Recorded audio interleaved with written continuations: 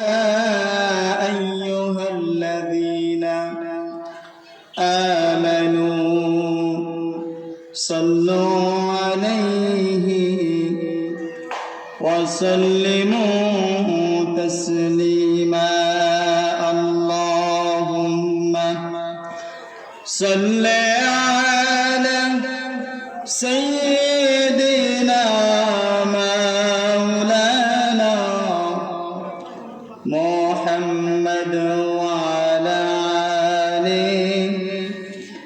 سيدنا مولانا محمد بلغ العلا بكماله كشف الدجى بجماله حسنت جميع خصاله صلوا عليه وآله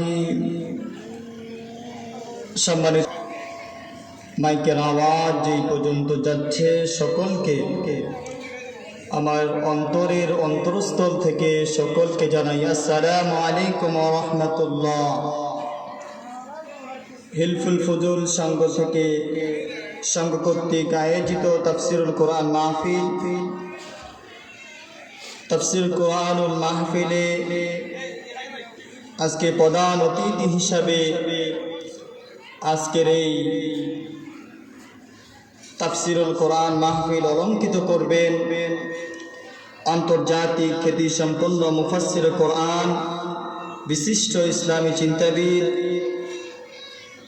আলেম কুলের শিরোমণি আওলাদ রাসূল সাল্লাল্লাহু আলাইহি ওয়াসাল্লাম আল্লামা আলহাজ হযরত মাওলানা সৈয়দ মোহাম্মদ আনোয়ার হোসেন তাহির জাবিরি আল মাদানী সাহেব।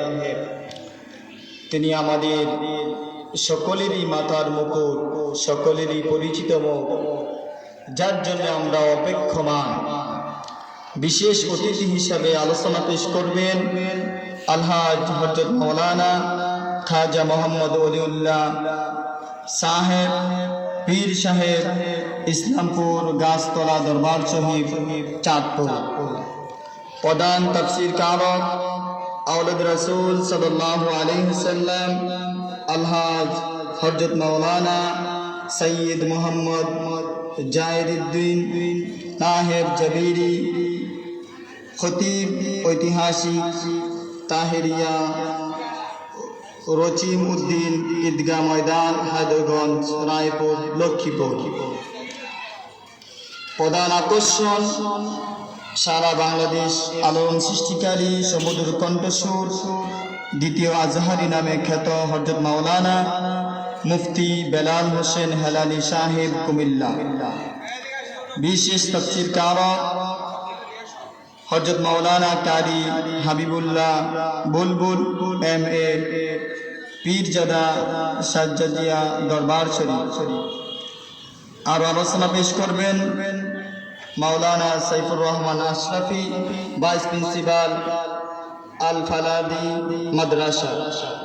আর আলোচনা পেশ করবেন মাওলানা মুফতি মুসলিহুদ্দিন মাসুদি, ইসলামী আলোচক, বাংলাদেশ টেলিভিশন।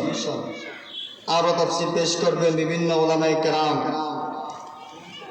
উক্ত তাফসীর কোরআনুল মাহফিলের সভাপতিত্ব করবেন মাস্টার সিরাজুল ইসলাম সাহেব, প্রধান উপদেষ্টা হিলফুল ফুজুল সংঘ।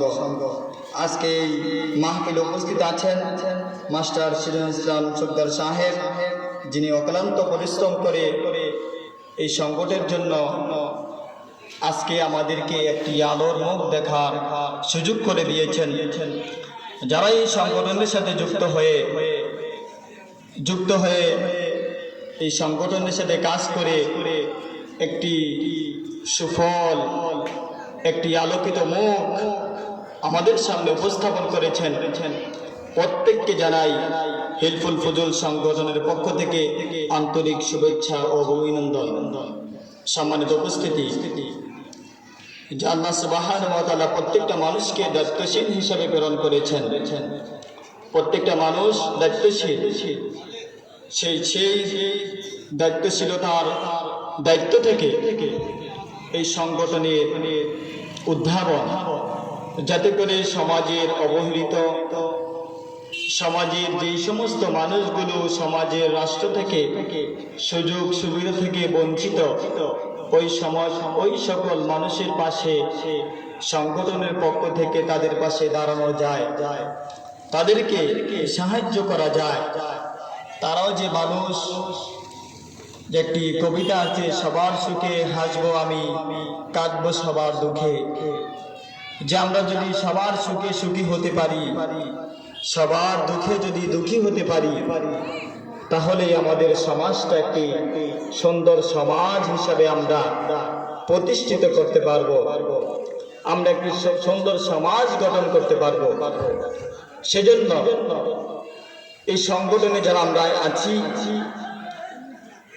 আমাদের সাথে আপনারা যেমনি ভাবে এখন আমাদের পাশে থেকে আমাদেরকে সাহায্য সহযোগিতা কথার মাধ্যমে, অর্থের মাধ্যমে যেমনি ভাবে আমাদের পাশে আপনারা আছেন, আশা করি প্রত্যেকটা মুহূর্তে, প্রত্যেকটা সময় এই সংগঠনের পাশে আপনারা থাকবেন। অনেক সময় দেখা যায় আমাদের সংগঠনের দায়িত্বশীল তাদেরকে ভ্রাক্রান্ত মনে কষ্ট প্রকাশ করে, এই কষ্টগুলো যেন তারা প্রকাশ না করতে পারে, সেজন্য আমাদেরকে তাদেরকে আরো উৎসাহিত করতে হবে। এমন কোনো কথা আমরা বলবো